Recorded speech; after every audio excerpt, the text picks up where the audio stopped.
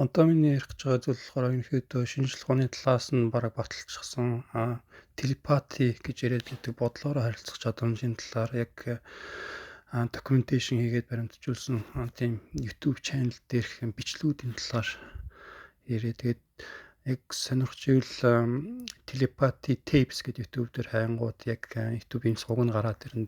Тэгээд season 1 дээр гарсан зарим нэг зүйлийг нь би товчлоод ярих гэж байгаа. Тэгээд season 2 нь сүүлд нь гарсан байлаа. Бас яг 10 бичлэгтэй.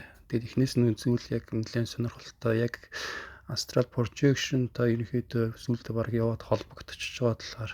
Тэгээд энэ бүх зүйл яг бодиттой гэдгийг нэг тохиолдол биш бүр нэлийн олон тохиолдлоор ингээд баримтжуулсан тохиолдол гарсан юм байна. Тэгээд энэ яг юунаас гэлсэн бэ гингүүд одоо Джон Хопкинсийн их сургууль гэдэг их сургууль байт юм байна. Тэгээд тэнд байдаг доктор Дайана Пол гэдэг нэг эмч болохоор савант гэдэг нэг аутизмтай хүүхдүүдийн талаар судалж байгаад яг тийм телепат чадамжтай нэг охинтой тааралцсан тохиолдол. Тэгээд тэндээс ерөнхийдөө бүх юм хэлсэн. Одоо яг ганц ийм хүүхэд биш, цаана бүр хэд хэдэн хүүхдүүд ийм одоо non-verbal autismтай, өөрөөр хэлбэл ярьдаггүй хэрнээ аутизмтай. Тэгээд ийм нэг онцгой чадамжтай хүмүүсийн бодлыг унших, дээрээс нь бүр өөр хоорондоо харилцдаг болж таарад яг ийм тохиолдлыг бүр баримтжуулсан. Дээрээс нь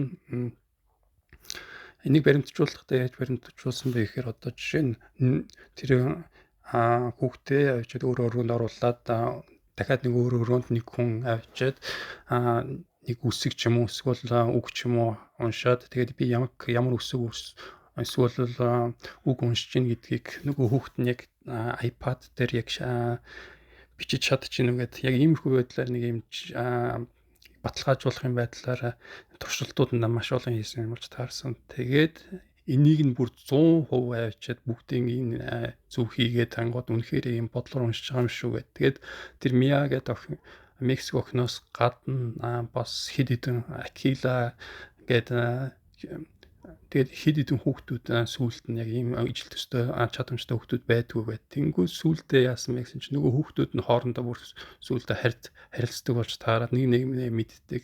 Бүр хоёр өөр мужид байгаа хүүхдүүд. Тэнгүүд тэр хүүхдүүд нь сүүлдээ бүр нөгөө нэг одоо ганц хүүхэд биш бүр хэдэн зуун хүүхдүүд болж таараад тэр хэдэн зуун хүүхдүүд нь хоорондоо бас яг тийм астрал орон зайд хийл гэж нэрлэдэг байгаа тийм нэг орон зайд очиж бүр хоорондоо уулзаад коммуникашн хийдэг болж таарсан нэг тийм сонирхолтой тохиолдол